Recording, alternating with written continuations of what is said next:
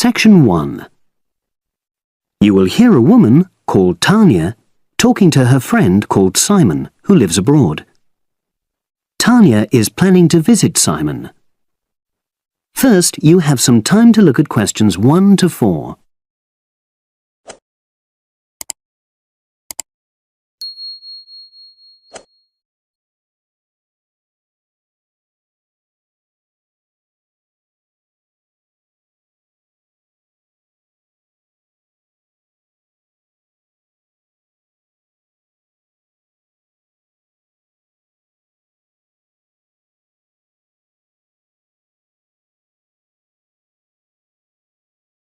Now we shall begin.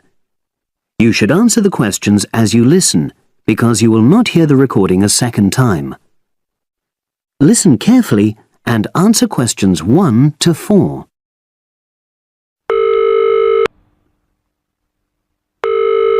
Hello? Hi, is that Tanya? Yes, Simon. Lovely to hear you. How are you? Very well, and we're so looking forward to seeing you. So am I.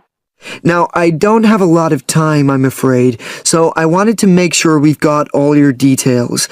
Have you confirmed your flights? Yes, I'm definitely coming on the 22nd of June. Excellent. Have you got your flight number? Not with me, I'm afraid, but I promise I'll email it. Let me make a note of all this. Yes, do, because one of us will try to come and collect you from the airport if we can. I presume you'll be coming into Terminal 1? I don't know. I'll have to find out which one it is. Yes, you must. We don't want to be waiting at the wrong one. But hang on, I'll be arriving at about lunchtime, and that'll mean you have to take time off work to pick me up. You really mustn't do that. Look, we're not all that busy at work, and if there's a problem, I can text you when you arrive, and you can take a taxi. Okay. There's a really good company called Pantera. Can you spell that? It's Pantera. They have a stand at the airport. You can't miss it, and they're really reliable. Great, thanks. How far are you from the airport? About 40 minutes. And you're near the city centre, aren't you? We're east of it, actually.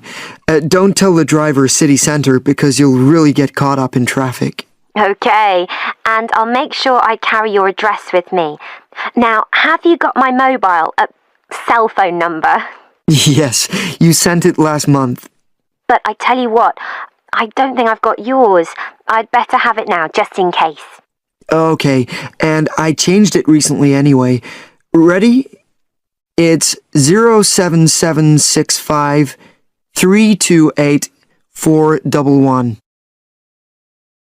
Before you hear the rest of the conversation, you have some time to look at questions 5 to 10.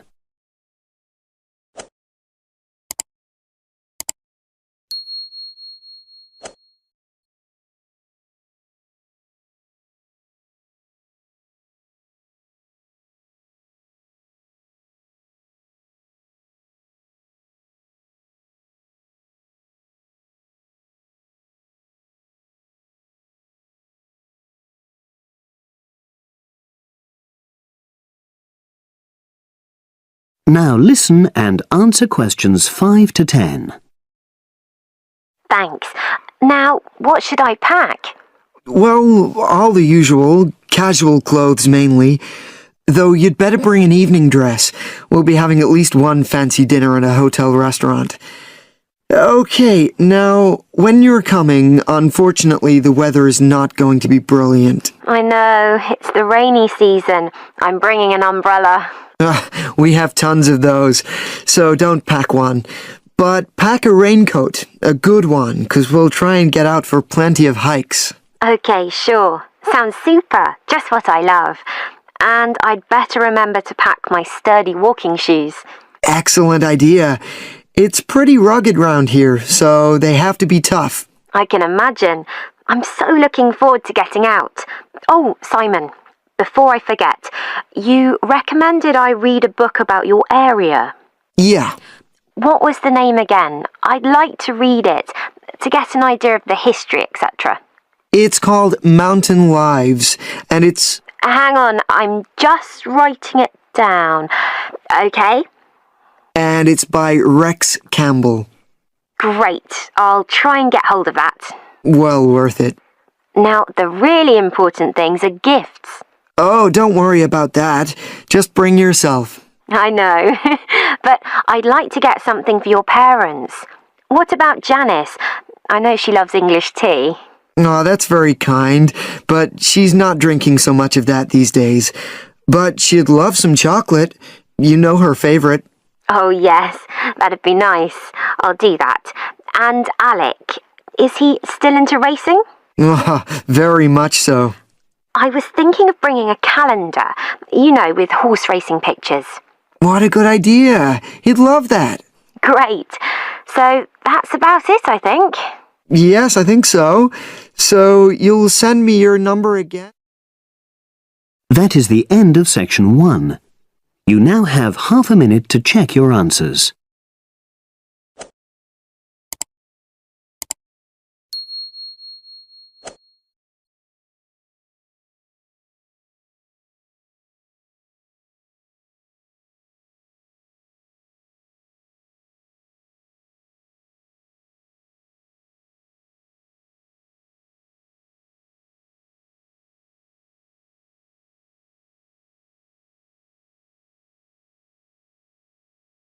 Now turn to section 2. You will hear a library assistant talking about the library she works in. You now have 30 seconds to read questions 11 to 15.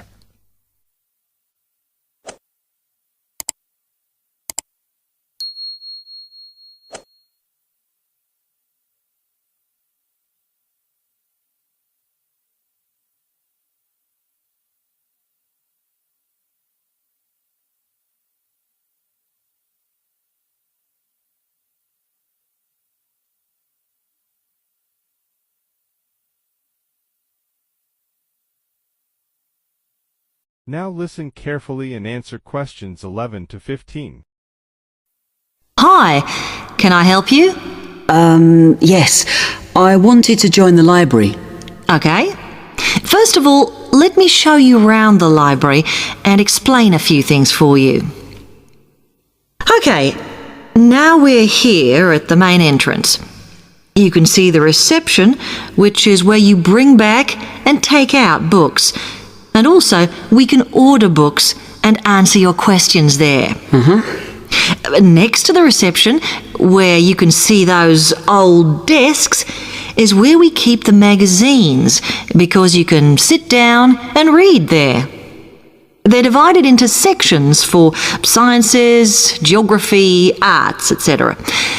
Then, at the back of the library, you can see the section for old books.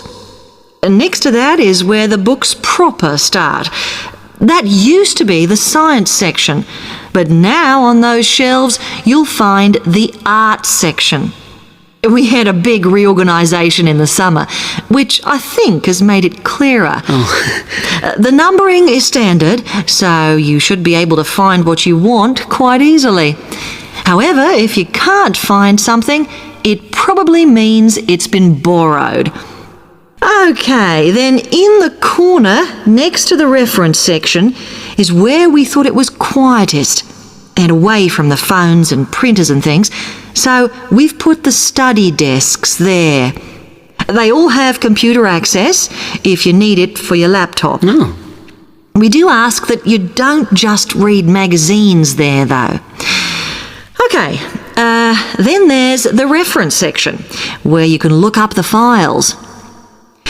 Then, as we come back to the main entrance, is the next section, where we used to have the languages.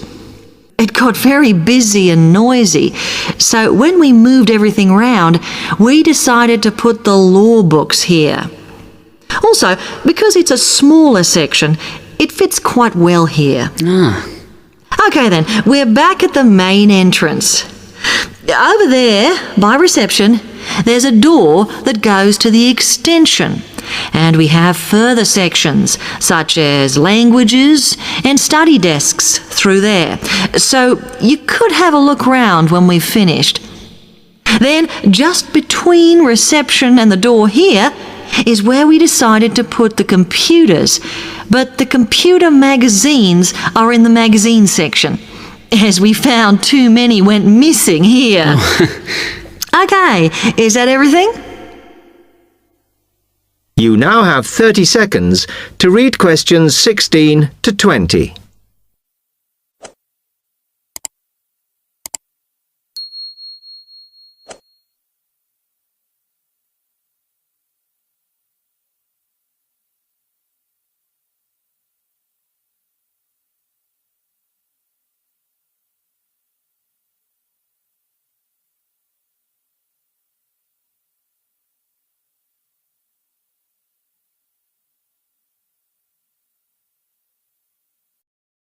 Now listen carefully and answer questions 16 to 20. That's great, thanks. Can you just tell me a bit about borrowing and the rules and whatever? Of course. Over the last 2 months, we've been introducing a new system for this, and you can now take books out for 6 weeks. That's generally enough for most people. We usually get books back within 30 days. Of course, you may decide to renew the period. You used to have to come in to get the book stamped because we don't like doing it over the phone, as there's no record of it. But now you can do all that via email. Oh. If you do forget to renew, then we do make a charge, I'm afraid. That helps our costs, of course, but we do insist on it. The good news is that there is only one charge. I know some libraries charge £1 for 1 week and then it goes up with each week it's late. We ask for £1.50 as we think that's high enough to stop people being overdue. The other thing you may want to know is what you do about books that are not on the shelves. We do have a system for reserving them. All you have to do is fill in a yellow form behind those blue ones on the desk and give it to someone at reception. We'll let you know when it comes in. Also, sometimes you will need a journal article that we don't have but can get from other libraries. So we offer an ordering service if you need it. Now, if you'd like to fill in this form here... That is end of section 2. You now have half a minute to check your answers.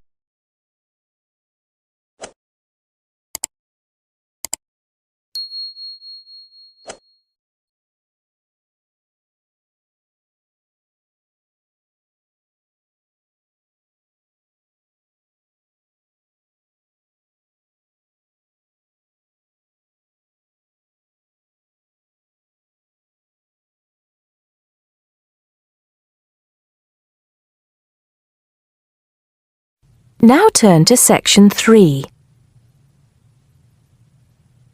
Section 3. You'll hear 2 students talking about different aspects of their university. First, you have some time to look at questions 21 to 26.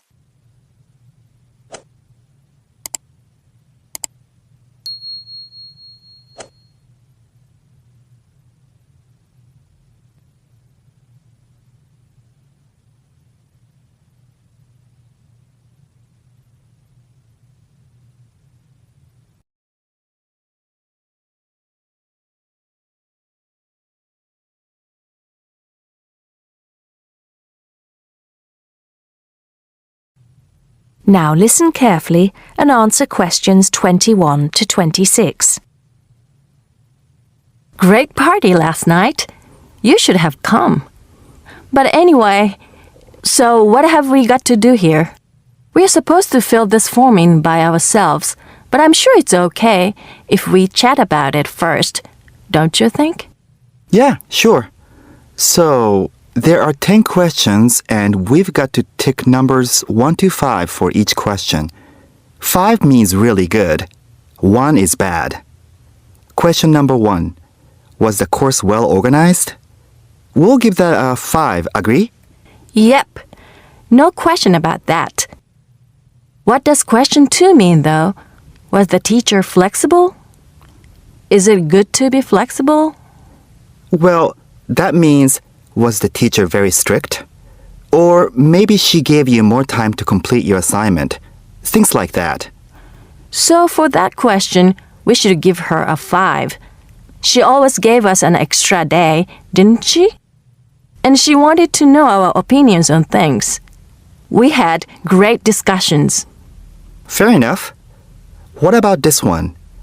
Was the teacher friendly and encouraging? I'm not sure about that.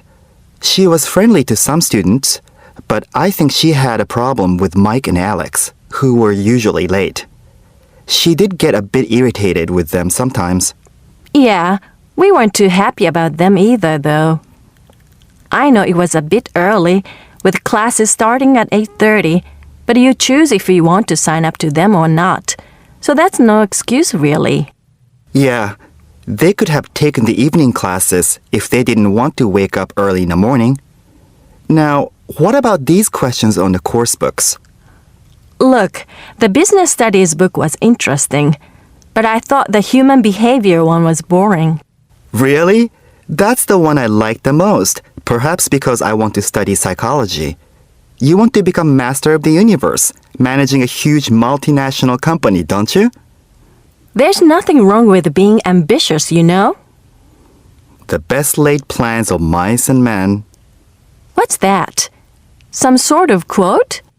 Stop being so literary. Let's get on with question 5. Did you find the campus library a useful resource? Well, most of the books I wanted had already been taken out, but the internet access was definitely useful. Let's give that a 4. Okay, and the staff there were always friendly and helpful. Before you hear the rest of the conversation, you have some time to look at questions 27 to 30.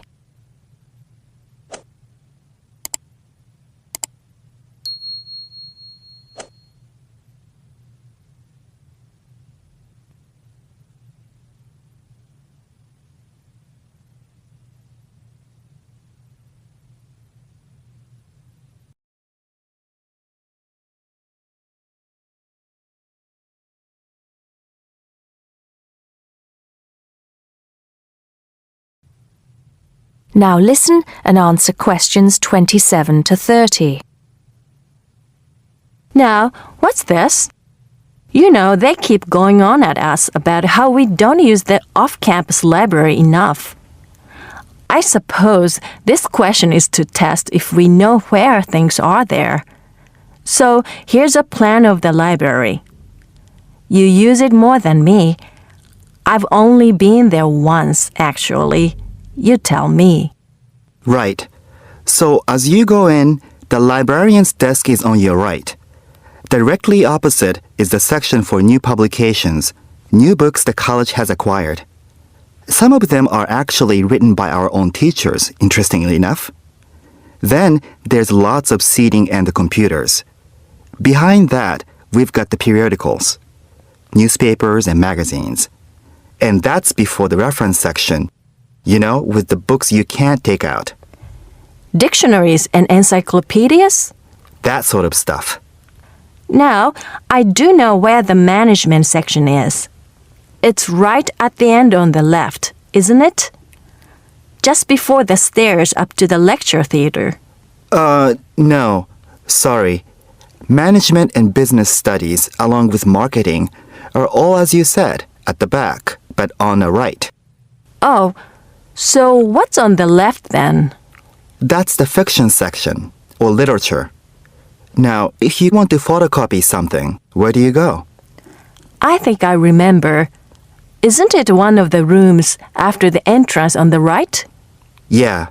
It's between the multimedia room and the seminar room. They're all behind the librarian's desk. What about the toilets? For those, you have to go downstairs. That's where the computer studies section is too, for some reason. Let's get on with the next question. That is the end of section 3. You now have half a minute to check your answers.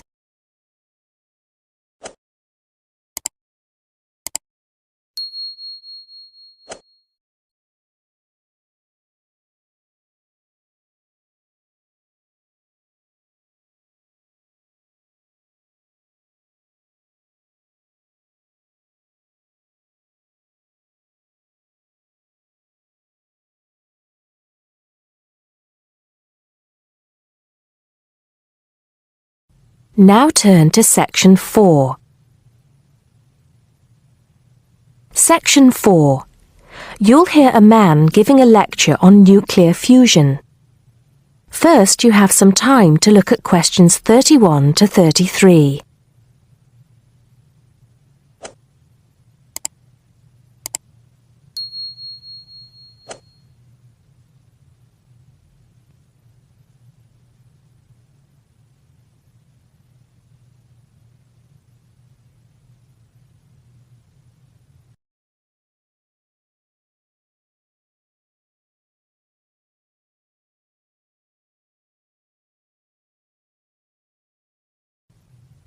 Now listen carefully and answer questions 31 to 33. I'd like to start by thanking so many of you for attending this, my first public lecture at this magnificent university.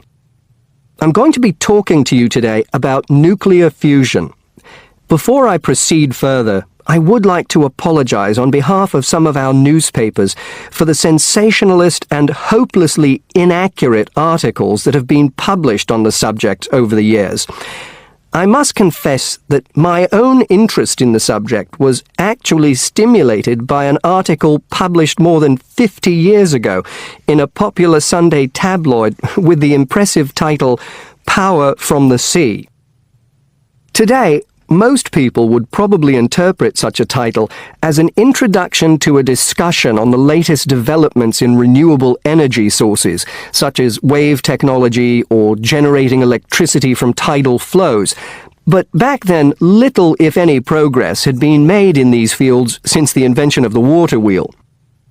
As I recall, following coverage of the opening of the world's first commercial nuclear power station more than 50 years ago now, at Calder Hall in 1956, the article promised that we would have limitless, almost free electricity within 10 years.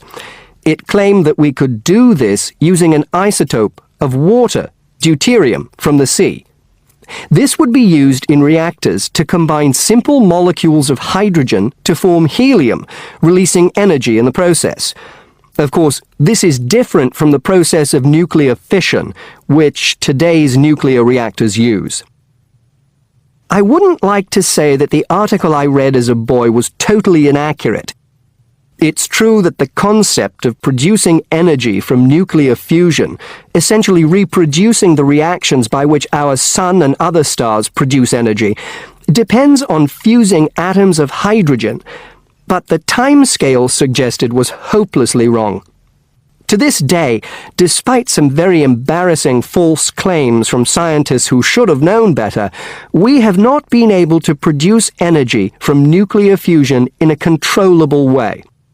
Let me make clear what I mean by this statement, before some journalist in the audience gets hold of the wrong end of the stick. Yes, we have been able to fuse hydrogen atoms to produce helium and a release of energy, but the balance account has always been negative. We've always had to put more energy into the reaction than we've ever succeeded in getting out. We know the theory works, but we still do not know if we can get fusion to work for us and solve the problem of our energy needs. Before you hear the rest of the talk, you have some time to look at questions 34 to 40.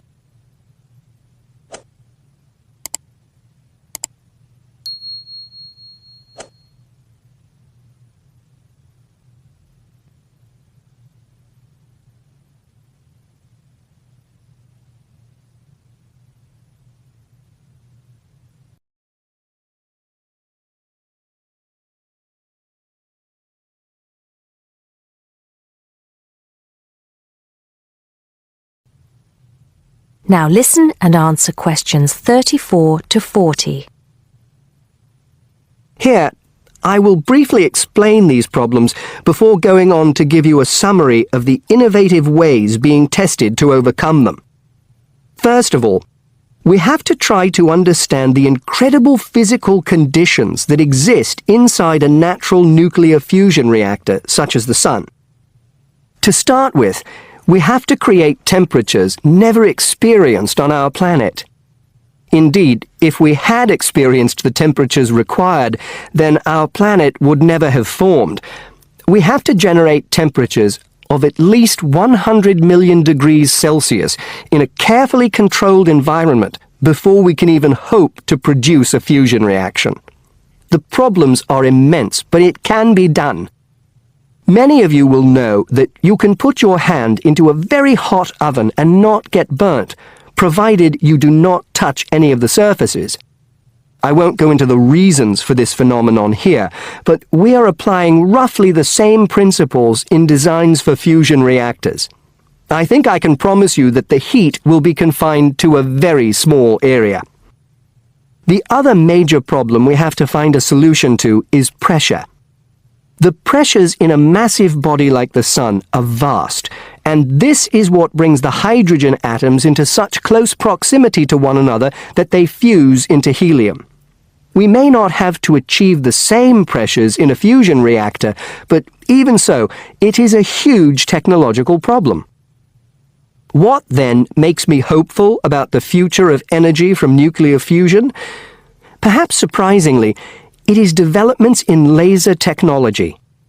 We can now use lasers to control the nuclear fuel pellets so that they remain suspended inside the reactor without touching the sides. Remember that these pellets are quite small, and because they contain atoms of deuterium and tritium, the two isotopic forms of hydrogen that can be used in these reactions, they are quite light. The lasers will also compress the fuel pellet to raise the pressure to that required to initiate the fusion reaction. Another, far more powerful laser will be used to heat the fuel pellet to the temperature required. This laser, if you like, will act as the trigger to start the reaction. Once started, it is hoped that the reaction will produce enough energy to maintain itself, and also that it will produce a surplus in the form of heat that can be used to produce the steam needed to drive turbines in order to generate the electricity the world needs. To give you some idea of how much energy we can produce, it has been calculated that just 1 kilogram of fusion fuel is capable of producing the same amount of energy as 10,000 tons of fossil fuel. I think you would agree that such an objective is worth working towards. I believe, and I am not alone in this, that nuclear fusion could supply the world's energy needs for centuries to come. That is the end of section 4. You now have half a minute to check your answers.